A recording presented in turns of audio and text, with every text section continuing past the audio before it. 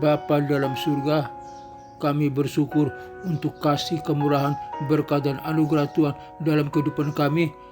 Kami bisa ada sebagaimana kami ada pada hari ini, semua karena kasih dan anugerah Tuhan.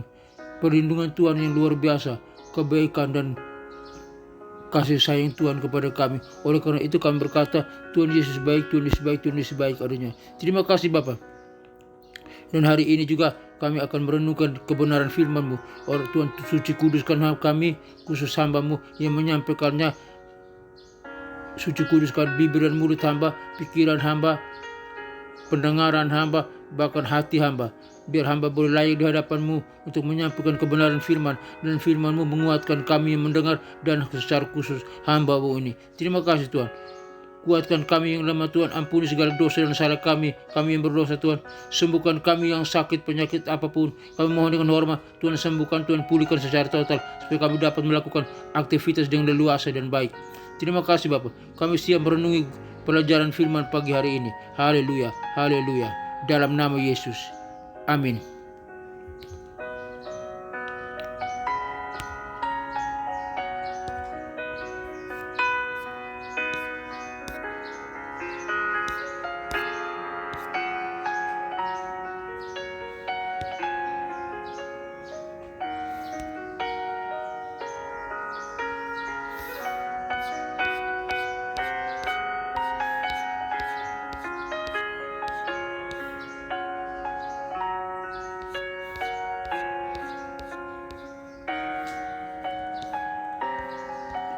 Salam. Pengajaran inspirasi firman Tuhan hari ini dengan judul Di tengah setiap kesulitan ada peluang. Di tengah setiap kesulitan ada peluang. Teks Roma 8 ayat 28 menyatakan, kita tahu sekarang bahwa Allah bekerja dalam segala sesuatu untuk kebaikan orang-orang yang mengasihi Dia. Kita tahu sekarang bahwa Allah bekerja segala sesuatu untuk kebaikan orang-orang yang mengasihi Dia, yang dipanggil sesuai dengan rencananya. Kesulitan dan tantangan adalah bagian dari kehidupan kita. Namun, seringkali kita merasa bahwa kesulitan itu hanya membawa kita kepada keputusasaan dan kehilangan harapan.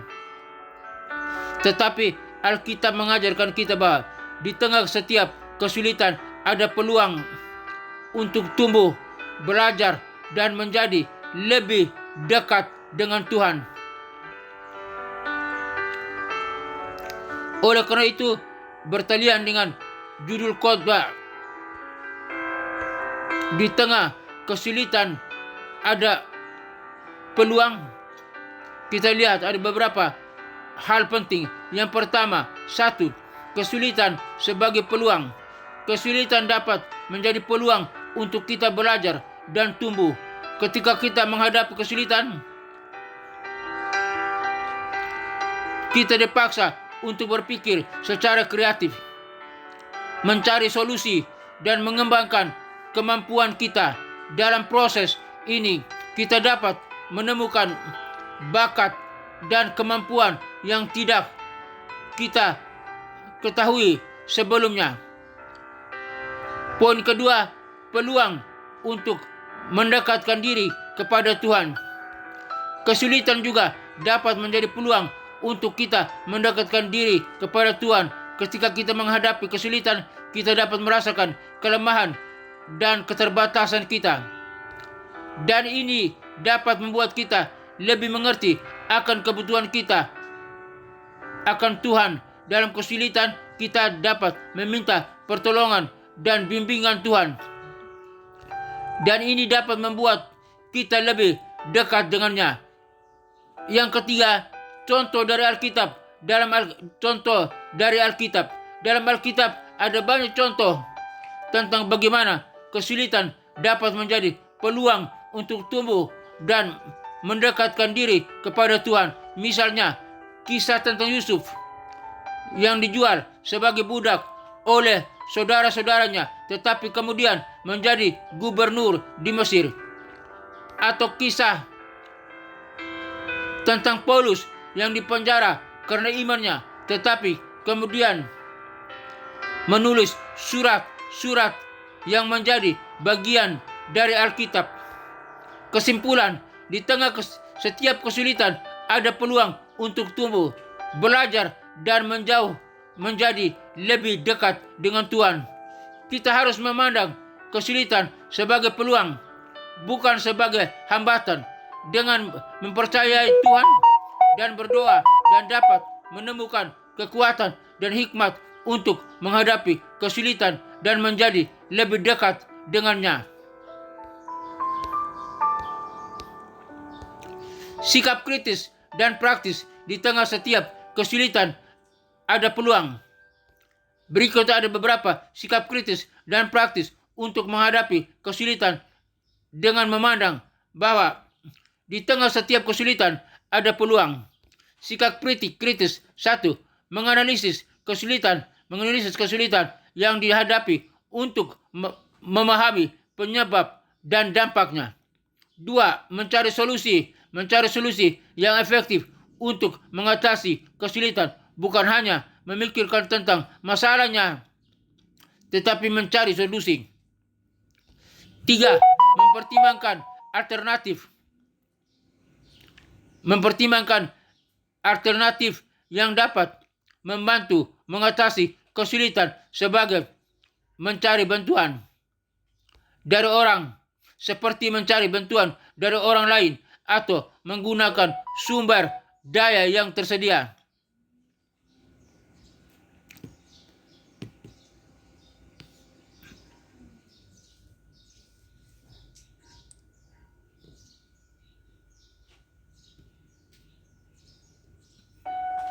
Empat, mengevaluasi risiko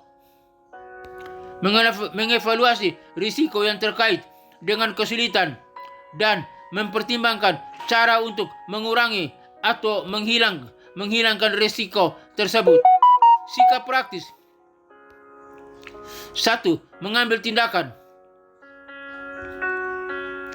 tindakan yang nyata untuk mengatasi kesulitan, bukan hanya memikirkan tentang masalahnya. 2. Mencari peluang yang dapat timbul dari kesulitan, seperti peluang untuk belajar, tumbuh, atau meningkatkan kemampuan. 3. Mengembangkan kemampuan dan keterampilan yang diperlukan untuk mengatasi kesulitan, seperti kemampuan untuk berpikir kritis, berkomunikasi efektif, atau bekerja sama dengan orang lain. 4. Mengelola emosi yang terkait dengan kesulitan, seperti kecemasan, kemarahan, atau keputusasaan, untuk dapat menghadapi kesulitan dengan lebih efektif. Contoh praktis. 1. Menghadapi kesulitan keuangan. Jika Anda menghadapi kesulitan keuangan, Anda dapat mencari peluang untuk mengurangi pengeluaran, meningkatkan pendapatan, atau mencari bantuan dari orang lain.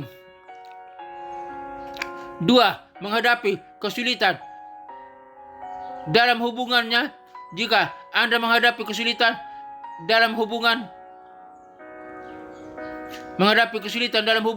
jika Anda menghadapi kesulitan dalam hubungan, Anda dapat mencari peluang untuk memperbaiki komunikasi, meningkatkan kepercayaan, atau mencari bantuan dari orang lain. 3. Menghadapi kesulitan dalam pekerjaan. Jika Anda menghadapi kesulitan dalam pekerjaan, Anda dapat mencari peluang untuk meningkatkan kemampuan, mengembangkan kemampuan dan keterampilan yang diperlukan untuk mengatasi kesulitan, seperti kemampuan untuk berpikir kritis, berkomunikasi efektif, atau bekerja sama dengan orang lain.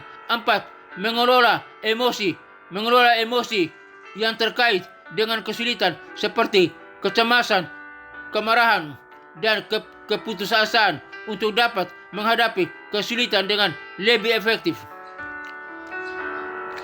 Dengan demikian, sikap kritis dan praktis Anda dapat menghadapi kesulitan dengan lebih efektif dan menemukan peluang yang dapat membantu Anda tumbuh dan meningkatkan kemampuan Anda.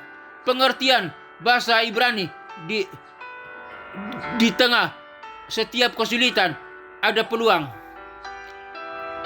Dalam bahasa Ibrani, kalimat di tengah setiap kesulitan ada peluang dapat diterjemahkan sebagai betok, kol, tesara, yes, afnan. Berikut adalah penjelasan tentang kata-kata yang digunakan dalam kalimat itu. Betok berarti di tengah atau di dalam. Kol berarti setiap atau semua. Tesanan berarti kesulitan atau cobaan. Yes berarti ada atau tersedia. Afnan berarti peluang atau kesempatan. Dengan demikian, dalam konteks bahasa Ibrani, kalimat ini dapat diartikan sebagai di tengah setiap kesulitan ada peluang atau kesempatan untuk tumbuh, belajar, dan menjadi lebih kuat. Dalam Alkitab, konsep ini dapat ditemukan dalam beberapa ayat seperti kita tahu sekarang bahwa Allah bekerja dalam segala sesuatu untuk kebaikan orang-orang yang mengasihi Dia, yang dipanggil sesuai dengan rencananya. Roma 8 ayat 28. Ayat yang lain, sebab aku yakin bahwa segala sesuatu bekerja sama untuk kebaikan orang-orang yang mengasihi Allah, yang dipanggil untuk sesuai dengan rencananya. Roma 8 ayat 28. Ini terjemahan lain. Dalam bahasa Ibrani, konsep ini juga dapat ditemukan dalam beberapa kata yang terkait dengan kesulitan dan peluang seperti Sarah, kata yang berarti kesulitan atau cobaan, tetapi juga dapat berarti peluang atau kesempatan untuk tumbuh dan belajar. Atnan yang berarti peluang atau kesempatan, tetapi juga dapat berarti kesulitan atau cobaan yang dapat diatasi dengan kekuatan dan ketabahan. Dengan demikian, kalimat di tengah setiap kesulitan ada peluang dalam bahasa Ibrani dapat diartikan sebagai di tengah setiap kesulitan ada peluang atau kesempatan untuk tumbuh, belajar, dan menjadi lebih kuat, karena Allah bekerja segala sesuatu untuk kebaikan orang-orang yang mengasihi Dia. Kiranya lewat kebenaran firman Tuhan ini dan sikap kritis dan praktis serta pengertian dalam bahasa aslinya, bahasa Ibrani, membawa kemanfaatan, pengertian kepada kita untuk tetap kuat dengan kita mengetahui bahwa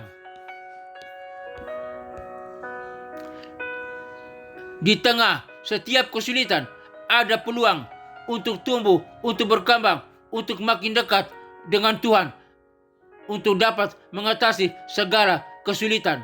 Tuhan Yesus memberkati kita sekalian.